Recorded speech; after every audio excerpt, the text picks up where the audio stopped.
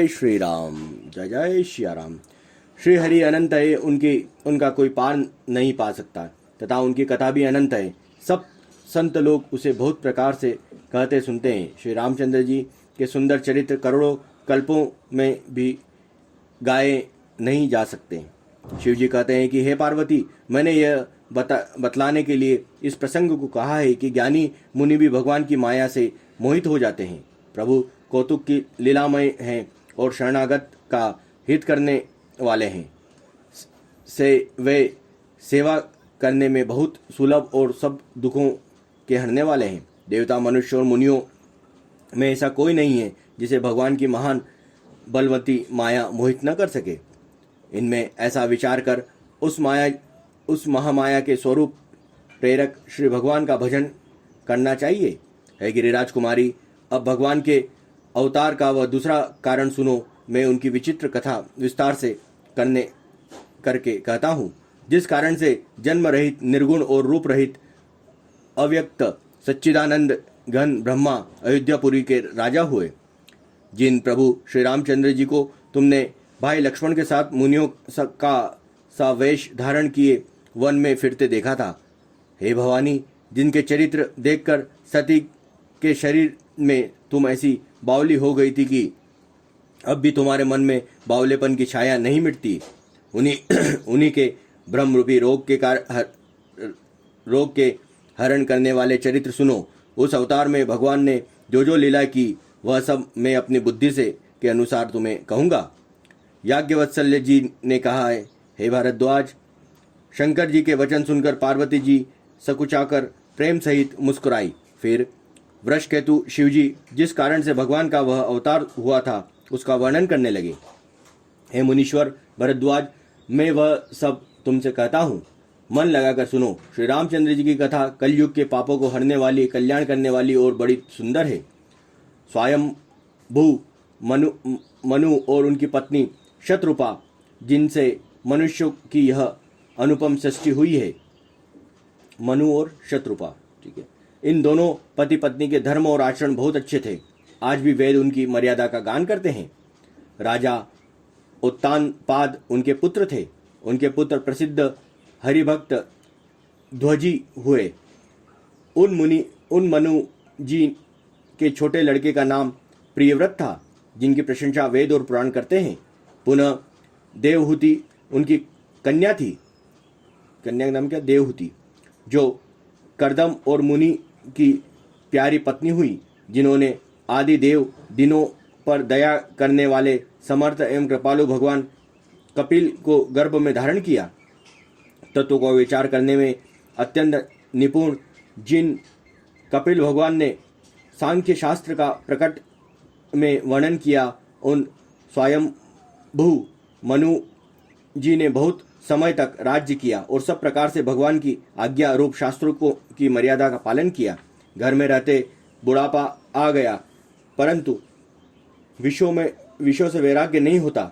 इस बात को सोचकर उनके मन में बड़ा दुख हुआ और श्रीहरि की भक्ति बिना जन्म यूं ही चला गया।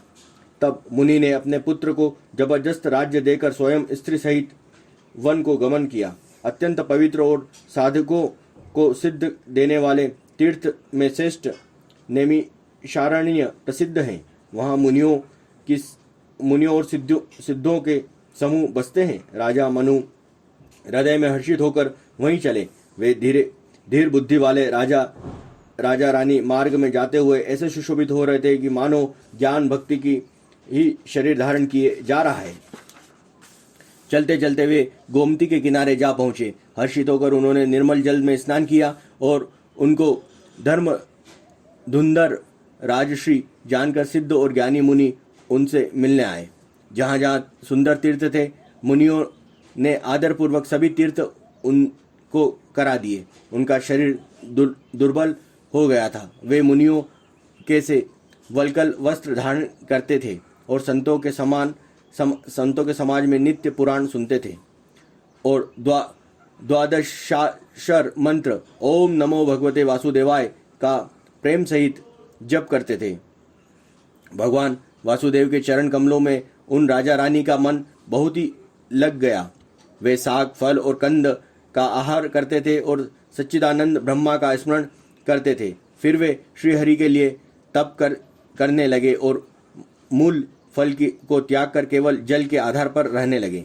हृदय में निरंतर यही अभिलाषा हुआ करती थी कि हम कैसे उन परम प्रभु को आंखों से देखें जो निर्गुण, अखंड, अनंत और अनादि हैं, और परमार्थवादी ब्रह्मा ज्ञानी तत्ववेत्ता लोग जिनका चिंतन किया करते हैं, जिन्हें वैद नेति नेति यह भी नहीं कहकर निरूपण करते हैं, जो आनंद स्वरूप, उपाधि रहित और अनुपम है, एवं जिनके अंश में अनेकों शिव ब्रह्मा और विष्णु भगवान प्रकट होते हैं। ऐसे महान प्रभु भी सेवक के वश में हैं, जो भक्तों के लिए दिव्य लीला विग्रह धारण करते हैं। यदि वेदों में यह वचन सत्य कहा है तो हमारी अभिलाषा भी अवश्य पूरी होगी। इस प्रकार जल का आहार करके तप करते 6000 वर्ष बीत गए। फिर 7000 वर्ष के वायु के आधार पर रहे। 10,000 वर्ष तक उन्होंने वायु का आधार भी छोड़ दिया। दोनों एक पैर से खड़े रहे। उनका अपार तप देखकर ब्रह्मा, विष्णु और शिवजी कई बार मनु जी के पास आए। उन्होंने उन्हें अनेक प्रकार से ललचाया और कहा कि कुछ वर मांगो, पर वे परम धैर्यवान राजा रानी अपने तप से किसी के डिगाए नहीं डिगे। यद्यपि उनका शरीर हड्डियों का ढांचा मात्र रह गया था, फिर भी उनके मन में जरा भी पीड़ा नहीं थी। सर्वज्ञ प्रभु के अनन्य गति आश्रय वाले तपस्वी राजा रानी को जिन निज दास जाना, तब परम गंभीर और कृपालु रूपी अमृत से सनी हुई यह आकाशवाणी हुई कि वर मांगो। मुर्दे को भी जिला देने वाले यह सुंदर वाणी कानों के छेदों से होकर जब हृदय में आई, तब राजा रानी के शरीर में ऐसे सुंदर और हष्ट पुष्ट हो गए मानो अभी घर से आए हों। कानों में अमृत के समान लगने वाले वचन सुनते ही उनका शरीर पुलकित और प्रफुल्लित हो गया। तब मनु जी दंडवत करके बोले, प्रेम हृदय में समाता न था। हे प्रभु सुनिए, आप सेवकों के लिए कल्प वृक्ष और कामधेनु हैं। आपकी चरण रज की ब्रह्मा, विष्णु और शिव जी भी वंदना करते हैं। आप सेवा करने में सुलभ हैं तथा सब सुखों को देने वाले हैं। आप शरणागत के रक्षक एवं जड़ चेतन के स्वामी हैं। हे अनाथों का कल्याण करने वाले, यदि हम लोगों पर आपका स्नेह है तो प्रसन्न होकर यह वर दीजिए कि आपका जो भी स्वरूप शिवजी के मन में बसता है और जिसकी प्राप्ति के लिए मुनि लोग यत्न करते हैं, जो काकभुसुंडी मन रूपी मानसरोवर विहार करने वाले हंस हैं, सगुण और निर्गुण कहकर वेद जिनकी प्रशंसा करते हैं, हे शरणागत के दुख मिटाने वाले प्रभु, ऐसी कृपा कीजिए कि हम उस रूप को नेत्र भर कर देखें। बोलो श्यावर रामचंद्र की जय। और रामचंद्र की जय। राजा रानी के कोमल, विनय युक्त और प्रेम रस में पगे हुए वचन भगवान को बहुत ही प्रिय लगे। भक्त वत्सल्य, कृपा निदान, संपूर्ण विश्व के निवास स्थान या समस्त विश्व के व्यापक सर्वसमर्थ भगवान प्रकट हो गए।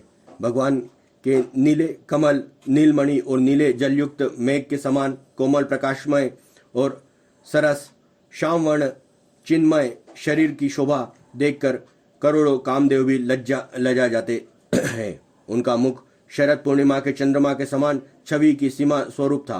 गाल और ठोड़ी बहुत सुंदर थे। गला शंख के समान त्रिरेखा युक्त चढ़ाव उतार वाला था।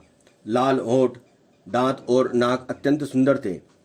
हंसी चंद्रमा की किरणावली को निशा दिखाने वाली थी। नेत्रों की छवि नए खिले हुए कमल के समान बड़ी सुंदर थी। मनोहर चितवन जी को बहुत प्यारी लगती थी। टेढ़ी भौहें कामदेव के धनुष की शोभा को हरने वाली थी। ललाट पटल पर प्रकाशमय तिलक था। कानों में मकराकृत मछली के आकार के कुंडल और सिर पर मुकुट सुशोभित था।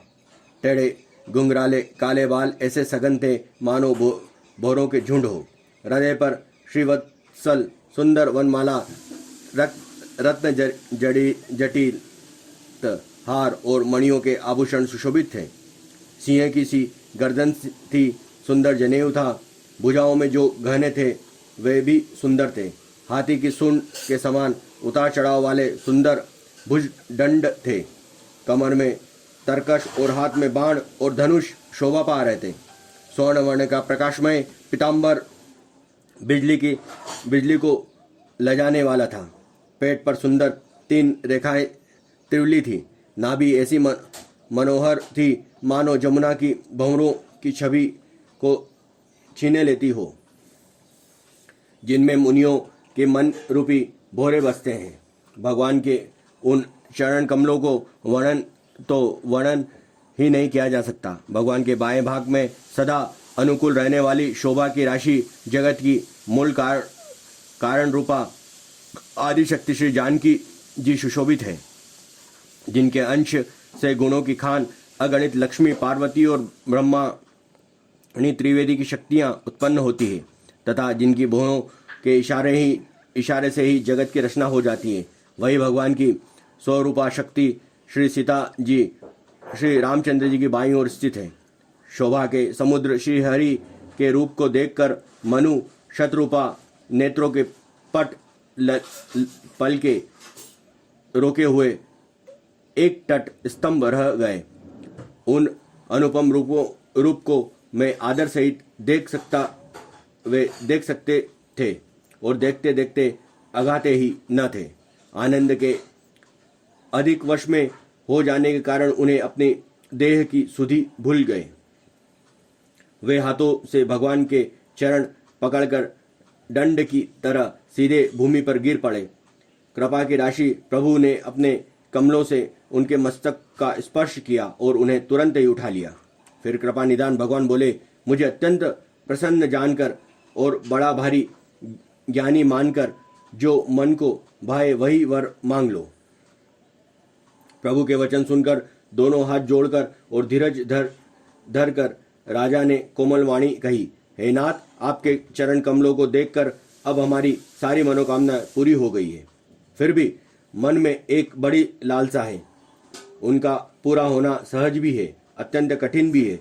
इसी से उसे कहते हुए बनती है, हे स्वामी, आपके लिए तो अपना पूरा करना बहुत सहज है, पर मुझे अपनी कृपणता दीनता के कारण वह अत्यंत कठिन मालूम होता है।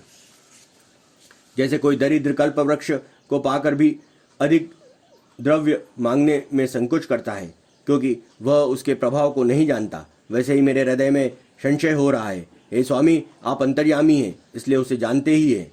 मेरा वह मनोरथ पूरा कीजिए। भगवान ने कहा, हे राजन, संकोच छोड़कर मुझसे मांगो।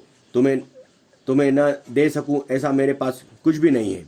राजा ने कहा, हे दानियों के शिरोमणि, हे कृपा निदान, हे नाथ, मैं अपने मन का सच्चा भाव कहता हूँ कि मैं आपके समान पुत्र चाहता हूँ। प्रभु से भला क्या छिपाना।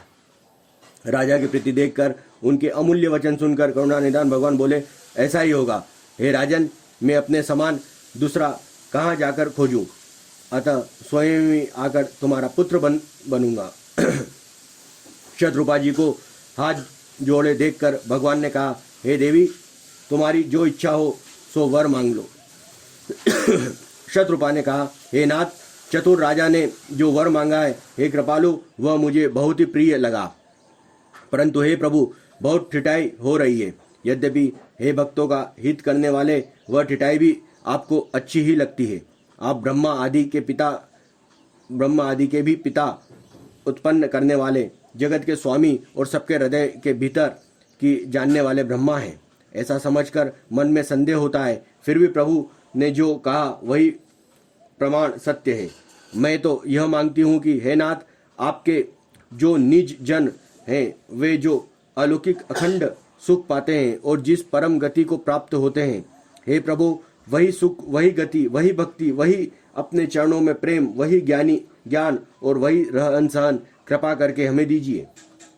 रानी की कोमल गुण और मनोहर श्रेष्ठ वाक्य रचना सुनकर कृपा के समुद्र भगवान कोमल वचन बोले, तुम्हारे मन में जो कुछ इच्छा है वह सब मैंने तुमको दिया, इसमें कोई संदेह न समझे। हे माता, मेरी कृपा से तुम्हारा अलौकिक ज्ञान कभी नष्ट न होगा। तब मनु ने भगवान के चरणों की वंदना करके फिर कहा, हे प्रभु, मेरी एक विनती और है। आपके चरणों में मेरी वैसी ही प्रीति हो जैसे पुत्र के लिए पिता की होती है।